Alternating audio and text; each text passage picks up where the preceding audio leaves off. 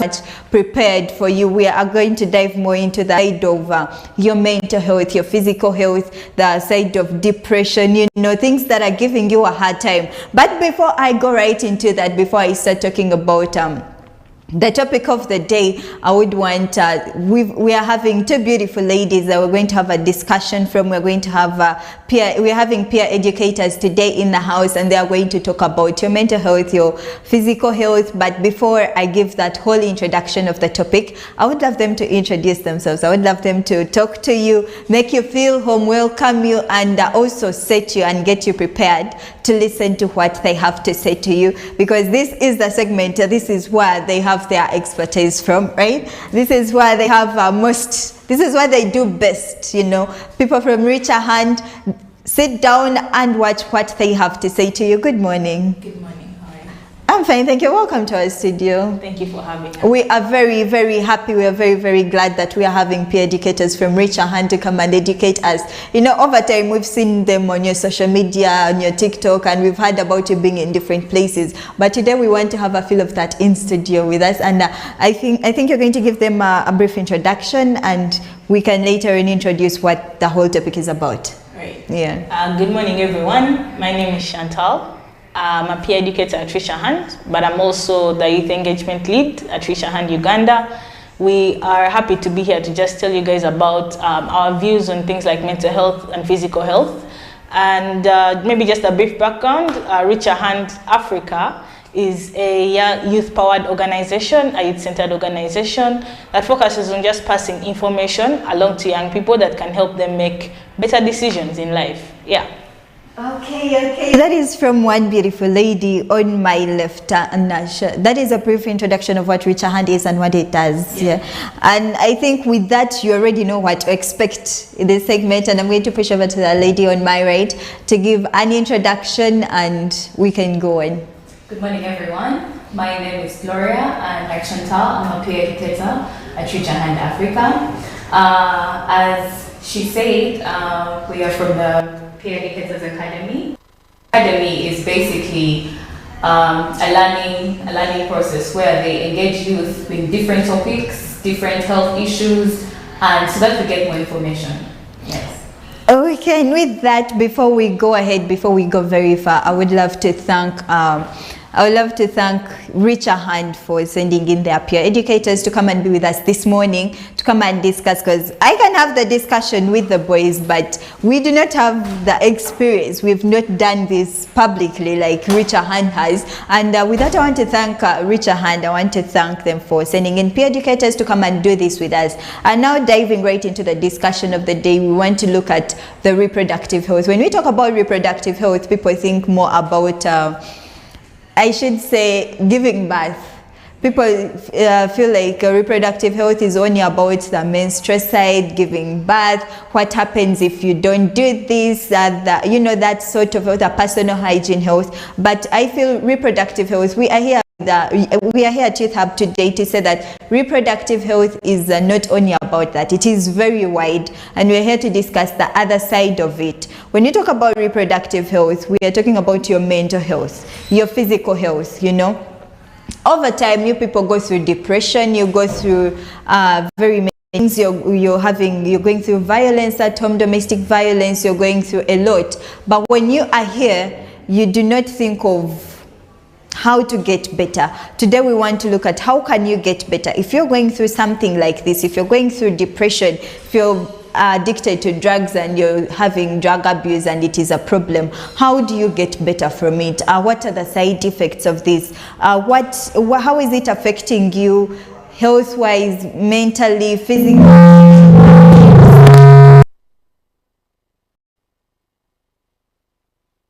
Here on my left to tell us more about this side of what we want to look at today. So starting from reproductive health itself is that, you see, I'll just break it down in simple terms. Okay. For you to be able to live a life, you need very many aspects of your body to be healthy, right? Whether even if at some point you want to have children, even if at one point you want to reproduce, and this goes for both the boys and the girls as well, at any point in your life where you want to procreate, is that how your reproductive system is affected by so many things. Yeah. It starts from the physical health, of course, but then also the mental health. How are you coping mentally? How are you processing issues that are coming towards you? So what we try to do is that we try to embrace it as a whole. Yeah. Basically, for a young person to be healthy, there's so many things that you have to consider. So that is why we deal with young people in schools and young people out of school. Yeah. Because out of school youth are also more exposed to very different things in the society. They're more exposed to HIV/AIDS. They're more exposed to a lot of reproductive issues that we just want them to be able to live a healthy life. In other words, we promote things such as it's not bad to go and find out what your status is. Because when you know, you're able to protect the people that are around you. And then you know how to best safeguard yourself in case you do not have it, or in case you do, how you can best get treatment. Then for young people in school, of course, we emphasize abstinence. There is no reason as to why a young person you're rushing into these things for married people. Yeah, there is no reason as to why. Things that are not for their age, you know. Exactly. So right now, your focus is on books, and your focus is on a career in education and things like that. Exactly. So how are you coping mentally? You know, how are you doing enough exercise physically, but then also mentally? Are you avoiding things that cause you stress? We've had issues over the recent years, especially with how people are more into social media, as to how people are actually getting things like anxiety, depression. You find you're more sad than you used to be. You find you're more nervous than you used to be. So we kind of give them tips as to how they can, you know, revitalize themselves and then also be able to create kind of like a healthy environment around them and their fellow students. Yeah. Hey, that was a very nice introduction of the topic, actually. I'm very glad that I'm here with peer educators, and me and the Youth Hub viewers out there, we're here to learn. But I would love to understand, because when people hear about reproductive health, they center this around women. Right. Yeah, they center it around the health of women, the diseases, the things that we go through. As you know, as growing up, you'll have to experience your menstrual cycle, you experience very many things. Now people think it is all about women. What about the side of men? We also want to see the reproductive health, but on the side of men, because you have a campaign now for the boy child. Yes, so how do we connect reproductive health to the men? I'd like to first start off by saying that I believe it's always centered around women because it's because we have the most. So we create that mindset. All we have to do with menstruation. We have to do with childbirth. We get problems with our uterus, our womb, so everything. So it's only us who are always looking out for our reproductive health and checking it. But for the boy child, for the men, sometimes they also have their issues coming up. They have prostate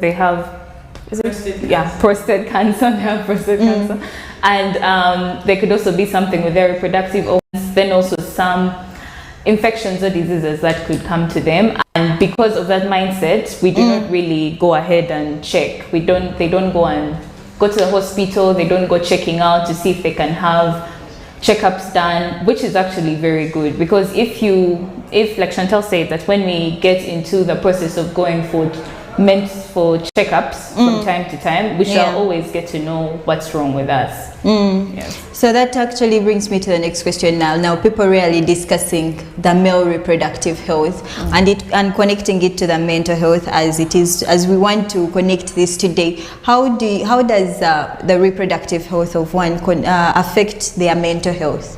Right. Because you said that men, we have a project called Men Plus that is more focused around the male reproductive system and how men actually have the biggest influence on the reproduction of the entire home. You know, how many kids that are in the home. How are they surviving? So within that process, it's also focusing on the mental health of guys, because how many kids you have can determine how much stress you have to go under in order to provide for them. Exactly. And honestly, if your reproductive health is okay, then it's easy to work on everything else. But in case you find out that you're having certain issues, and sadly we do have those kinds of diseases come up from time to time. When you find that you're having these issues, you tend to have more thought around them other than getting something done. So we always want to emphasize you getting something done about it. Go for the checkup. Go and find out what's happening, be able to look for a solution, because the solutions are out there. because at the end of the day, you're going to end up thinking about it instead of doing something about it. And in that process, your mental health is affected, you're getting more depressed. But also, it's important to kind of create a safe space, people that you can speak to. Yes, we have the doctors, yes, we have the nurses, but even within your family, they need to be able to know. Someone in your family has to be able to support you through the journey.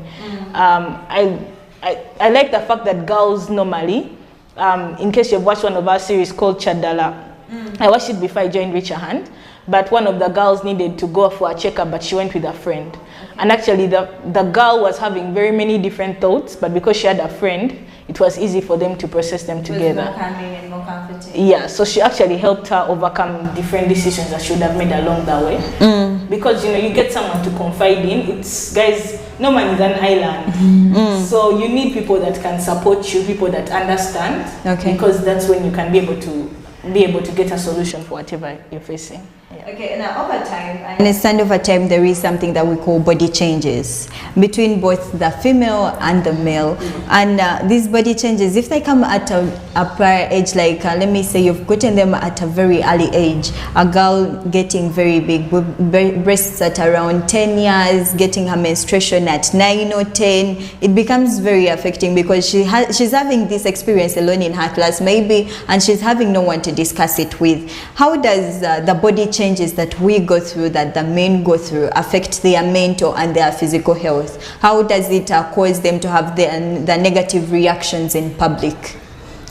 For that, I believe that we're always looking at we're looking at the people around us. Yes.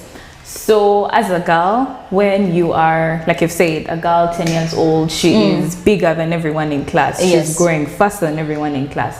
So she's looking around. Sometimes she may be teased about it. People asking her that, oh, you're big, you're not supposed. So we always have that. You're not supposed to be in this very class with us. Exactly. So that's I believe that we always shy away instead of getting the right information. Because we want to compare ourselves with others. Like, no, I can't be growing like this, yet everyone is small. But then I just have to say that it's normal, really. We all grow differently. Our body changes differently.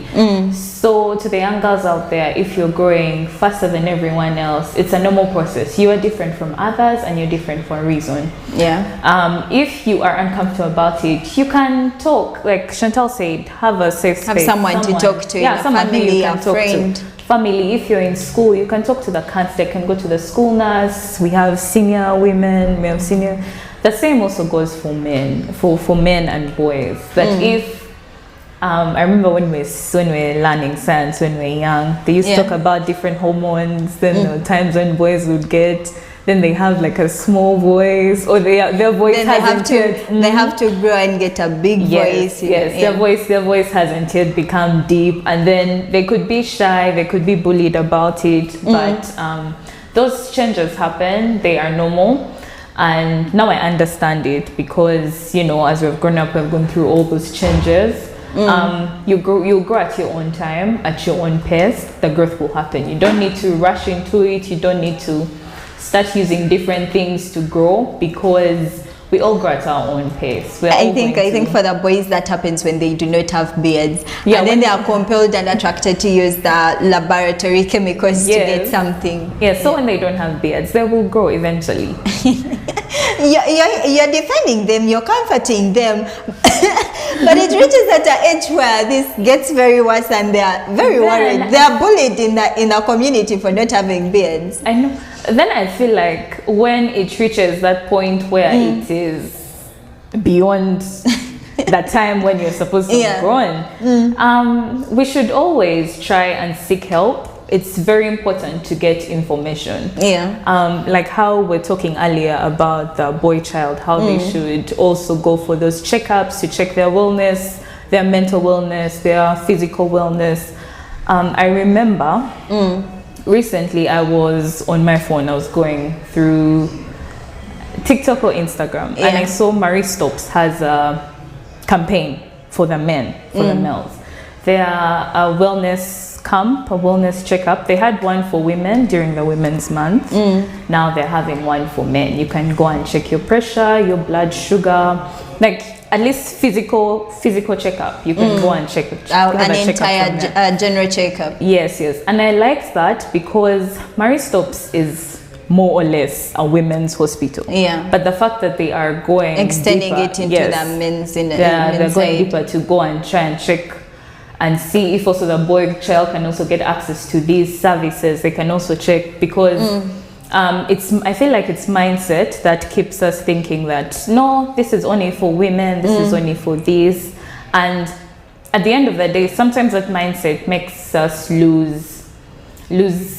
I beg your pardon. That mindset, we are not able to check up on ourselves in the, of course, medical bit. Okay. So once we change that mindset and we try and always have those checkups, speak up when you need help, go seek out that help, comfortable and safe spaces.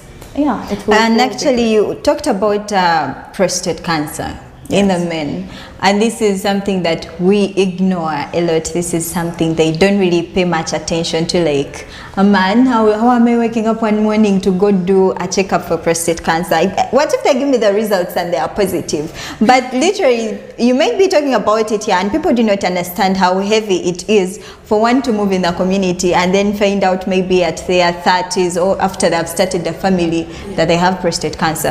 How about, would love you to break down these things that would cause someone's mental health to go off. Because the moment I get results and they're like, I have, let's say, breast cancer, my mind is going to switch off. So what are these things that we should be aware of in our reproductive health? What are we supposed to be knowing that this could happen, I would be affected by this, I could go to the hospital and come back with the results of this?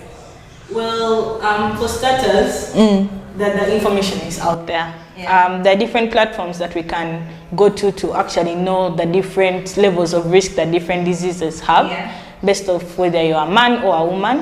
One good resource is Ministry of Health. Another good resource is, I would basically send someone to Ministry of Health and kind of like the information they have on different diseases and the risks that they have, because then you're able to understand. Also at the health centers, there are normally posters that have, be able to check, for example, for breast cancer, you can be able to check on the left or on the right where you feel a lump. Then you know that you need to go for a checkup and maybe tell the doctor that I feel something is wrong. So one thing is, because many people on social media, I would say don't only follow entertainment channels and personal people that you only know, but also seek out for health information. You know that you're a lady, you've maybe had your first child, be able to reach out. What are the risks? What do I need to do? What do I need to do right? Am I at risk of cervical cancer? When we were in high school, that was like between 2016 to 2022, during my time and Gloria's time. It was our time to shine in the community. It was our time to shine. I remember there was a drive around girls to kind of go get the shot for cervical cancer, kind of check whether you're at risk, things like that.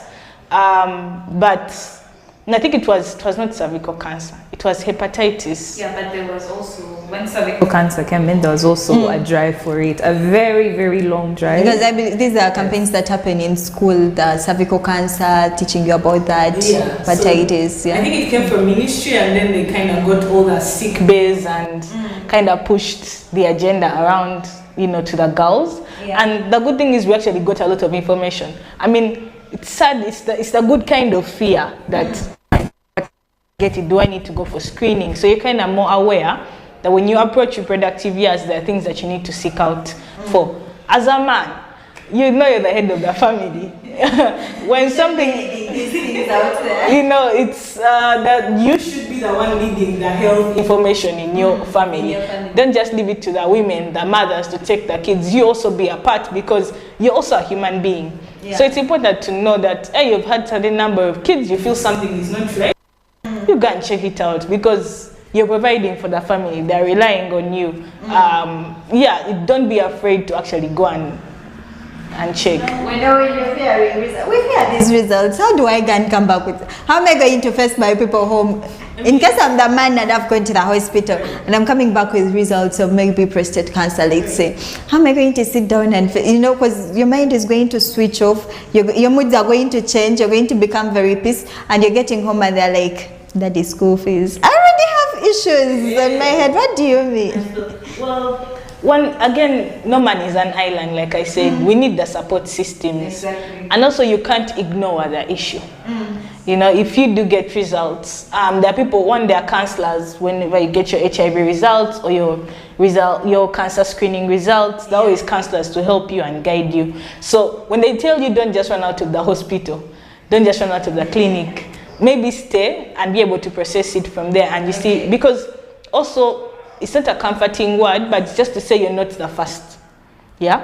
And it's not a death sentence for some of these issues. Some of them you just need to get constant treatment. Now people with HIV and AIDS, it's not a death sentence, you know? Yeah. It happened, but now there is something you can do about it. You can take your ARVs and actually not be able to pass it down to your children. Yeah. So it's not the end. For some of these things, it's not the end. You just have to know that one, you're not alone. And the support systems are always there. You have someone to talk to there. And it's also always important to, while you've got the results, it's very important to go and check on the doctor, see what's happening, so that you know what's like for how to go about it. What stage are you at? What can you keep on taking? How am I sure that this is not something that has passed down to my kids? So all that is important. So that you prevent it from maybe someone else getting it if you know that it's in the prevention family. is better than cure. Yes, true. So going away from the side of men, please go for these checkups. Talk to your family members, talk to the people there. And coming back, I want us to go back to the side of high school and campus. We usually have these issues of I'm going through depression, I'm not fine, anxiety and all that because someone is in a relationship that has ended and someone is having mental problems, you're not concentrating in class and all that. Talk about that side, the mental health, that side. How do these things affect someone's maybe concentration levels, depression part? How do they go about it? How do they overcome depression actually?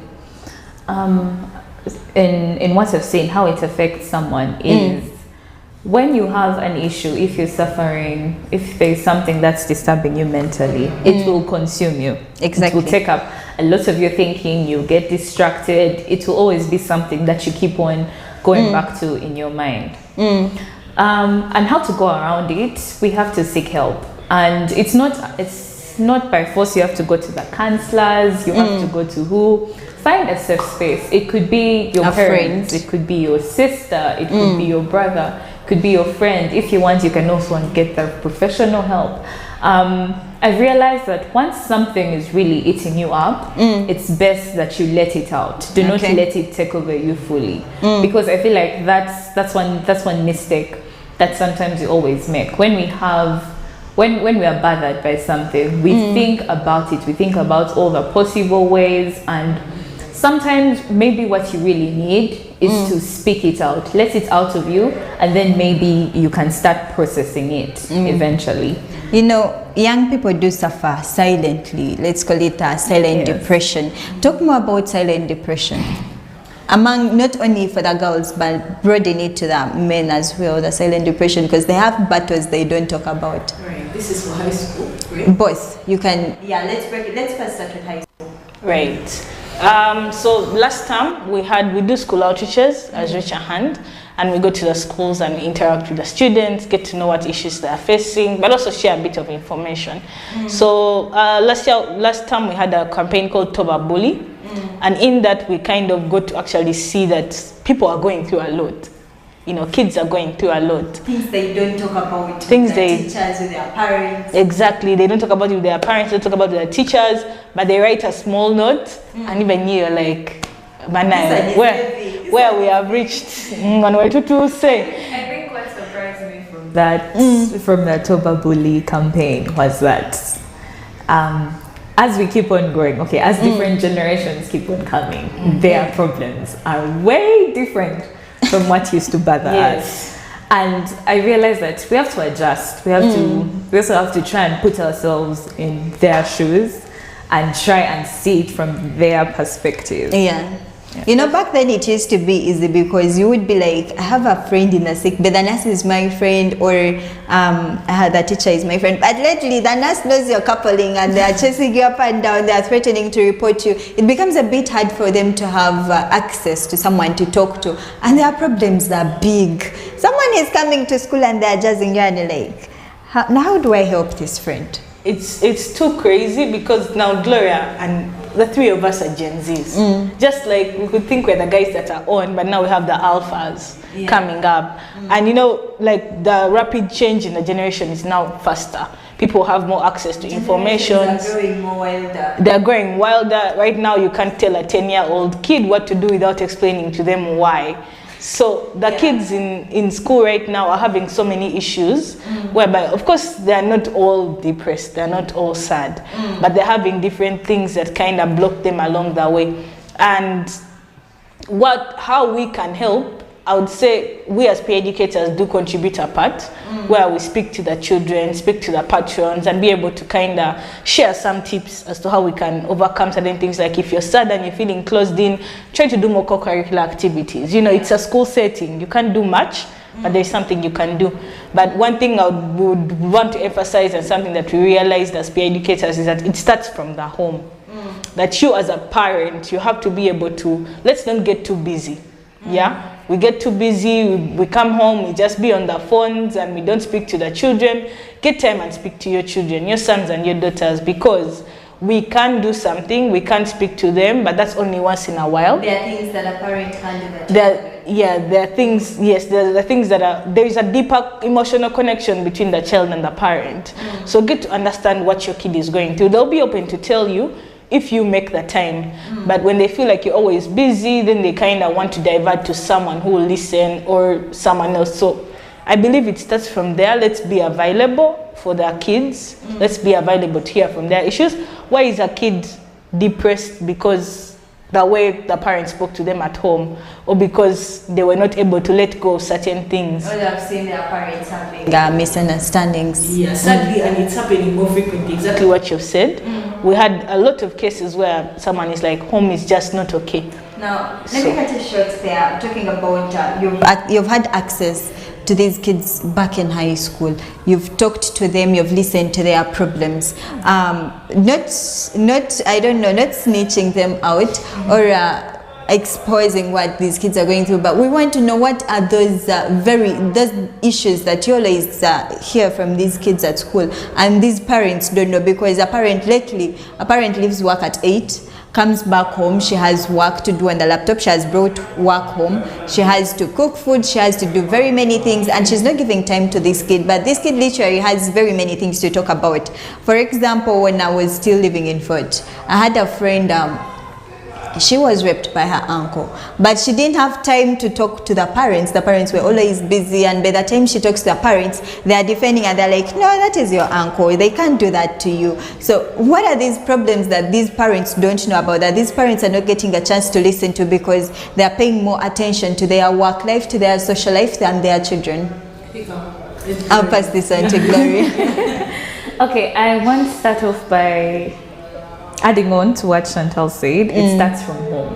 Yeah. So to parents, we should also be observant, try and make time for our kids, because I've had very many cases where children are scared to talk to their parents because they know for a fact their parents won't believe them. Yeah. And that's very sad, because in that moment, when I need someone to talk to, you are my mother, you are my father. You're my safe space. Yeah, you are my safe space. But I know in my mind that you are not going to listen to me because you trust your brother or sister more. You trust your family friend. Yeah, your family friend more. But I'm your child. So I want to maybe also say that we should do our best to, like what I said, put ourselves in their shoes, try and also see it from their perspective, so that we try and understand it, no matter what they come with. Because there have been some scenarios where, of course, you're trying to give an explanation, but all you get is that, no, I've survived. These things didn't happen in my time. And that's why I'm really pushing on. Times have changed. The problems The are different. generations are changing. We are Exactly. evolving. What may not have affected you is now affecting me. So we should always put that into consideration. Yeah. I feel like I've gone a bit off camera from what you said. No, that is actually okay, because you're now speaking to the parents. Yes. You're now giving them tips on how to, because there must be a parent watching right now that has not given time to their child back home. That, you know, we've been in the holiday season that is ending. Maybe this kid has been wanting to tell mommy something. Mommy is busy looking for school fees, and they've not had the opportunity to express themselves. So that is actually fine. I just want to add on that. But it's also not even parents.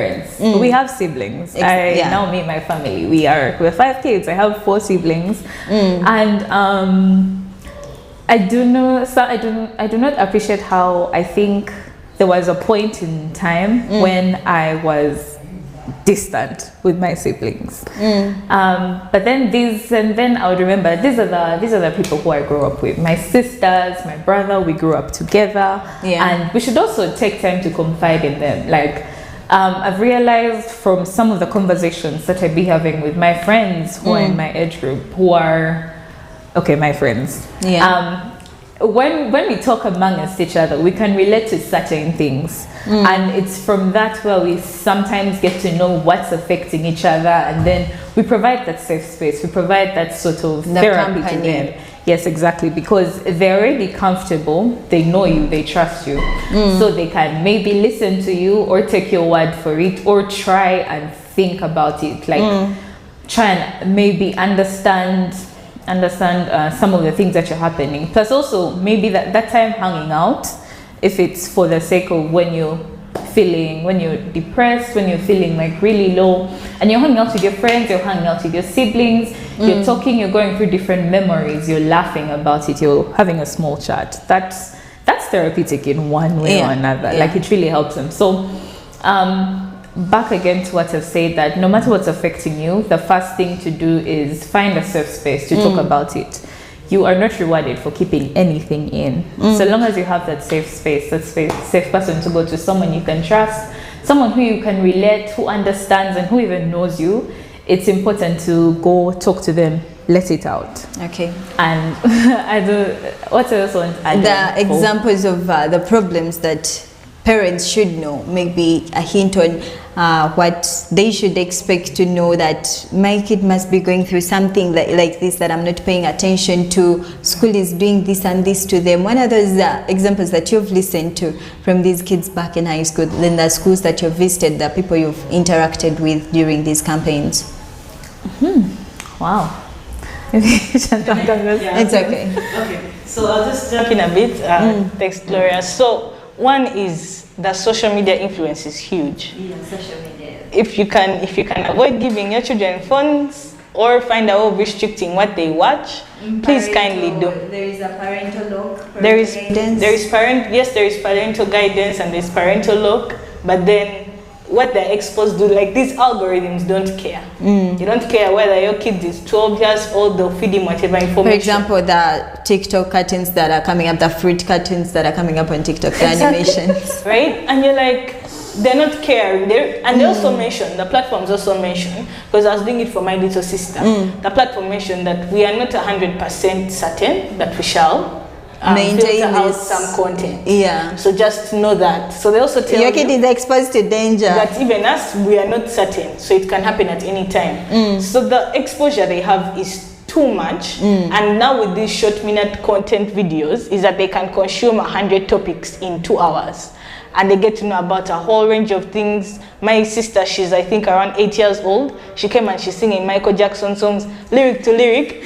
And I'm wondering, okay. How do they get this? Like and she's become a fan, and then she's telling me the story of how he started and all his issues, and this was 2 days of her consuming only that content. So yet the content filter is really not out, so someone else is actually parenting your kid. And the other, basing on the issues that we've seen, I mean, we did notice so much of bullying. That's because we did a survey before we did the anti-bullying campaign. There is a lot of bullying in schools, kids that are flying out come and tell those guys that are not being able to fly out, and they do things to them. That used to be like so big. You're sitting in dorm after prep and someone is judging. You have been to US in the holidays. Exactly. You've literally not even been out of Kampala. Right? And they're telling them there's a kid we met that was kind of being body shamed by others. So we do have bullying within students, but then also people are, like what you've spoken, we do have a lot of mental health issues. Most of it comes from, they say that we have a lot of, because one thing that can also maybe just put out there is that when you do get these different issues, we do work with the senior women and senior teachers. Yeah. So we're able to say that, okay, this is what we noticed, and maybe this is what we can do, or this is what we told the students and things like that. But now people are keeping a lot of stuff in. So you see this kind of isolation. We're putting ourselves in a bubble, and it's not just them, but even us. Like as uni students, you kind of just want your space. Yeah. You know, so they're creating their young spaces at 12, 13 years old, and they kind of have their own world view, so they feel like no one else will understand them. Yeah. But we as guardians, as parents, you need to be able to break that bubble. Sit down with your kid. If you have that connection with your kid, you're able to support them throughout anything. If we build those connections with our kids, they're able to tell us, really, mommy, because the issues are also unique. Yeah. You know? So the issues in different schools are unique, so we need to kind of break that bubble and kind of bring a relationship whereby we share and we also get to hear from them, because I think that's the best way we can support. now, what I don't know if I should call them services, or what does Reach a Hand Africa do for these kids that are going through such situations? Because we are not able to talk to our parents. We're not able to express out to friends. I might be feeling a little bit down to tell my friend that, you know what, I left trouble home. Yeah. They have been having misunderstandings for like a week, and I'm in class, I'm thinking about it and all that, and it's affecting me. What does Reach a Hand do for these people? Do you have like a safe space where you talk to them? The different, yeah, we know about the different campaigns, yes, but do you have days like you sit down, you have like a safe space, maybe at office or somewhere, and you're talking to them, you're giving them this message separately? Maybe I'll talk about the physical end, and then you could speak more on the digital, what you do under the fellowship. Okay. So we do we access the children through the schools. Yeah. So we have what are called peer learning sessions, where you have a peer educator. There's many of us. We're over 4,000 in the country. So we try to reach as many young people as we can. Yeah. So we have peer learning sessions where we just sit with the students in a class, about 40, 50 students, and we actually share. So you get to know from them, they ask questions, so that's one of the ways. Then another thing is we do a lot of edutainment, and we work with people who have kind of made it in the different industries they're in. For example, we work with Alan Tonix, who's a prominent figure, but also is using his platform to educate the young people. So someone they look up to, that they can also relate to. So we use kind of those channels. That's basically it. You have those one-on-ones. Those are the physicals. Yeah, then for the ones in the communities, we give out some condoms. We work with different partners that provide different services for free. You can do a health checkup. You can do get some entrepreneurship advice through those are ghetto outreaches, community outreaches, where you actually interact with them, and you hear and they say, you know, but for us, we also teach people how to use different reproductive products. Like the condoms, they may be having an issue where for them it's just having so many children at home, or just not knowing when to plan for their family. So you also teach them how to do that. One way, which I forgot to mention in schools, is that we have games. We have card games where you give someone a question and then they kind of answer, then you guys discuss their answer. Then I think before we also dive into the digital side, one thing I was forgetting to talk about is abortion. We are having so many of them. They are so rampant. It crossed my mind, and when you talked about family planning and protection. Now, give the side effects of abortion, actually, because they already know what it is, but they do not know what side effects come with abortion. What happens to you when you do this? Maybe the other side, maybe things go wrong and it is not done right. Maybe I would start with it's not the end of the world. to get pregnant, but the choices you make after are what can define it. One, again, I would emphasize that people below 18 years old, please abstain as much as you can until when you feel like you're ready, because again, engaging in sexual activity and then you get pregnant. So abortion does have a lot of side effects. I would not encourage it. But what we can do is to just ask people to seek for guidance and seek for help. We've seen this happen a lot in university spaces. Right. Yeah. So we do need, again, to know that when you are faced with a different challenge, please seek the right help. Your friends that you studied with, who's the same age as you, may not have information. They may just have had it from a family gathering, may have had it from the internet, that this is how you go about it. Please seek the right help. Go to a health professional, get guidance, because they can help you. Okay. Otherwise, the side effects are magnificent. You can die trying to make solutions that don't exist. You may not be able to give birth again in the future. And how do we get back to the digital side, how you help these people? The digital side, we have a number of campaigns actually. We have had, recently we had a back to school campaign. That one, we were back to school, we're trying to, it was about sleep, if I'm not... Quality sleep.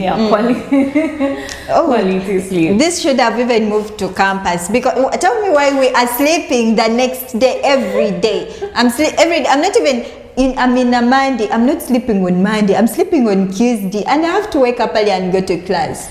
Yes. So the basis of that campaign, what I got from it is that students in campus and also high school, primary, take a breather.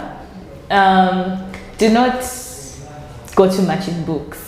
Go for the time that you are able to go for. Read those books for as long as you can. But after, please go and sleep. Go and get that rest. Rest is important for your body. Yeah. You can't be reading 24 hours, 7 days a week without enough rest, because your brain will get tired. Okay. Then we also had a digital campaign for traveling, immigration. That one, it was to spread awareness. People who are traveling outside, vacations, school. The planned ones. even work, but also even when you're getting some scholarships, like always make research about the places you're going to. The financial situation that you'll go through, the health, the culture, so that you can adapt easily, because it will also, when you do get the chance to travel, it will also, I believe it will help with your mental well-being, because you are coming to a new space, a new country.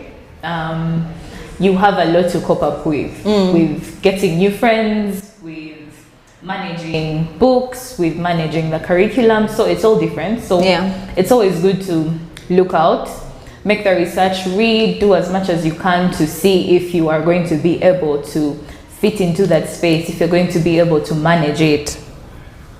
Okay. Yes. And I think we're running out of time. We're a bit time bad. Can I add a little bit? Yeah, and on adding on that, we'd also love you to tell our dear viewers out there, how do they join the Peer Educators Academy? Because I've seen it somewhere on your shirts. How do they join the Peer Educators Academy? How do they become peer educators like you? And how do they benefit from this?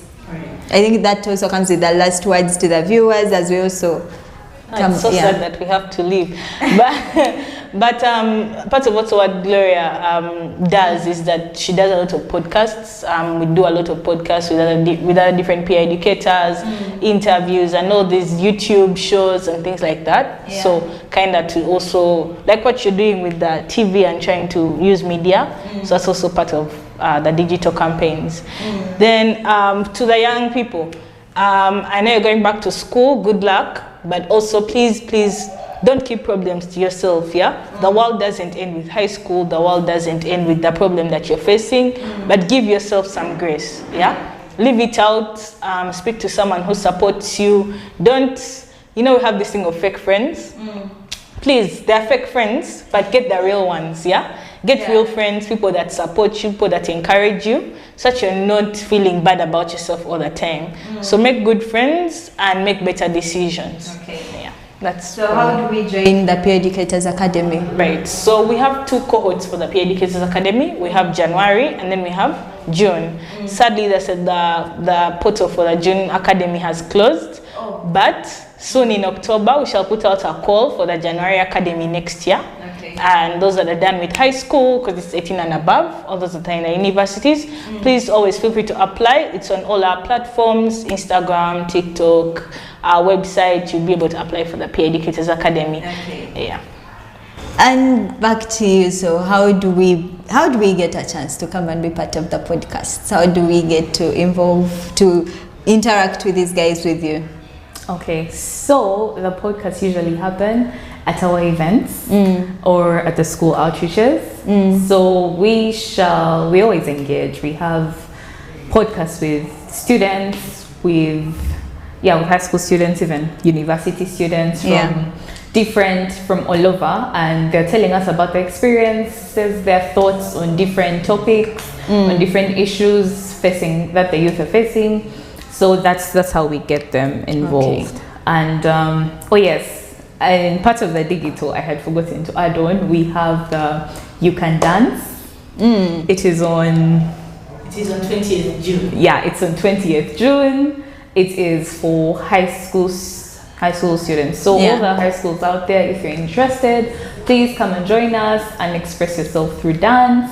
And I would just like to say to everyone out there, to youth, to parents, to adults, everyone, for your health, a healthy environment is a healthy life. So keep the spaces around you healthy. It can be physically, it can be mentally. Yes, it always has to be healthy.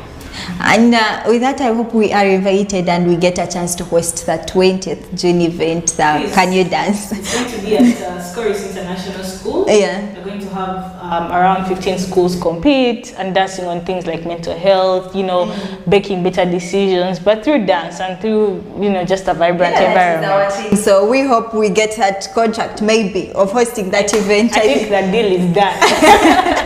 And we shall have that. And with that, we want to thank you so much. We want to thank Richard so much for coming in with the peer educators, for having this space for us to interact with the people out there. And we really hope that we get more opportunities to talk to the young people like this, to come here and discuss these issues, because these are things that you're not going to hear from your parents, things that you may not discuss with your children. But here at Youth Hub, we bring you that space. We discuss with you. We have different people from different, I should say, departments come and discuss with you. So Richard, we want to thank you so much. Thank you for the opportunity. Thank you, Miss Chantal. Thank you, Miss Doria, for coming, for having this time for us. And we hope we get more times to interact with you. We hope we get more campaigns, to have you on more campaigns, to be with you in the campaigns and host these kind of talks, because they are very, very important. And to our youth out there, how are you taking care of your reproductive health, your mental health and your physical health? These do matter a lot. Pay more attention to them. The silent depression, get someone to talk to, go for these checkups, engage with doctors, with counselors, with your families. Let us know how to keep up with the health. Let us know how to promote our health, because Uganda is not going to happen in the next 5 years if we are not existent. Now we are coming to the end of the show from 9 a.m. to 11 a.m.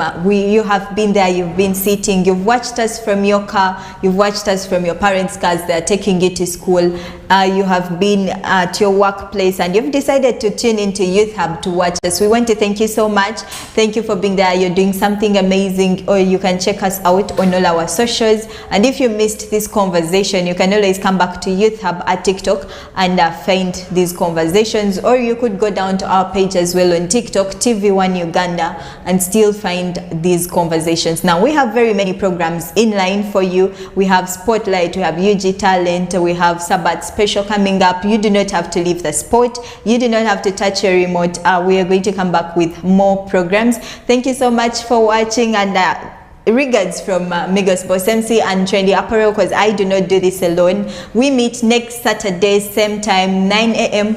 to 11 a.m. My name still remains Lexa Edith, and this is one of the biggest teen shows in Uganda that you should not be able to miss. We meet the next weekend.